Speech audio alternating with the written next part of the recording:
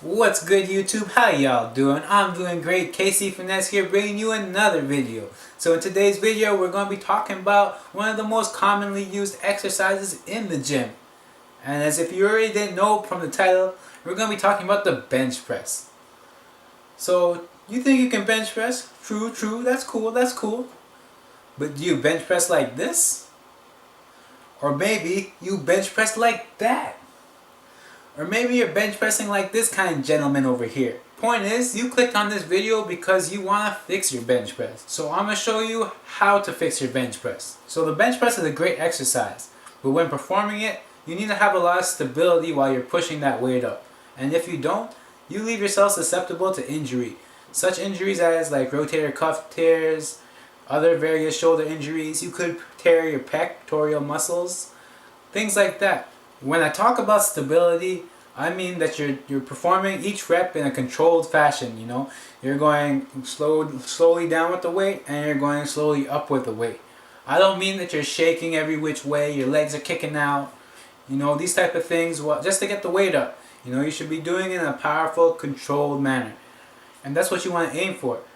So, you got that shaky bench press. You want to gain that stability? That's cool, you found a great channel for that. I'm going to teach you how. I'm going to show you how to get that stability. So I'm telling you this from the jump. Whatever weight that you think you can do, you most certainly cannot. And this is why your form is all messed up. It's because you can't handle that weight. What you should do is lessen the weight and work your way up to that weight. You do this so you can perform each rep in a controlled fashion. This doesn't apply only to people who are new to the gym, but also people who have been going to the gym for years. You can always improve on your technique. Maybe your form isn't the greatest for bench.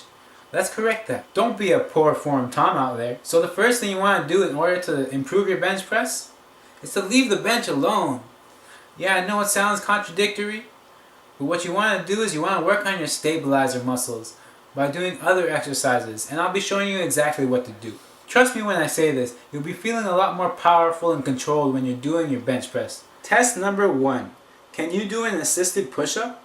To perform an assisted push-up, you want to have your knees grounded to the floor. Next, you want to extend your torso as far out as you can. Lastly, you want to have proper hand alignment.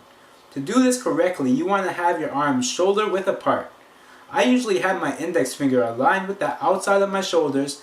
However, everybody's body is different. But the rule of thumb is, a wider grip means that you'll be using more of your chest, while a closer grip means that you'll be using more of your triceps and your shoulders. My recommendation would be to find a grip that's comfortable for you, that resides in the middle of the bar.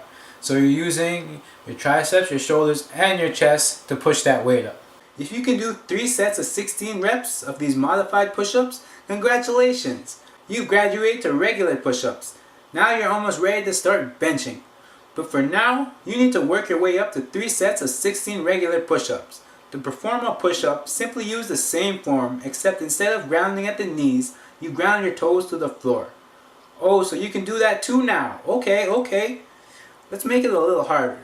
Find a place to ground your toes above the floor and start doing push-ups. Once you've conquered the push-up, you're finally ready to step to the bench. So sitting on the bench press, you want to be perfectly aligned so your spine is in a linear path on the middle of the bench.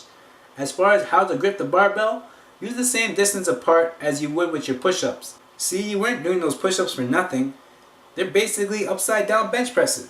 But if you're still having trouble finding a balanced grip, there are usually rings on most barbells that show off the spacing between the bar. I usually place my ring finger where the ring lies. If you're starting with no prior knowledge of bench press, start light. By light, I mean start with the bar. Once you can do 3 sets of 16 in a controlled fashion with the bar, it's finally time to move up in weight. Follow this one rule. If you can't do 16 reps of a given weight in a controlled fashion, don't go above it. Work within it until you're able to do 16 reps in a controlled fashion. Once you're able to do that, you can move up in weight.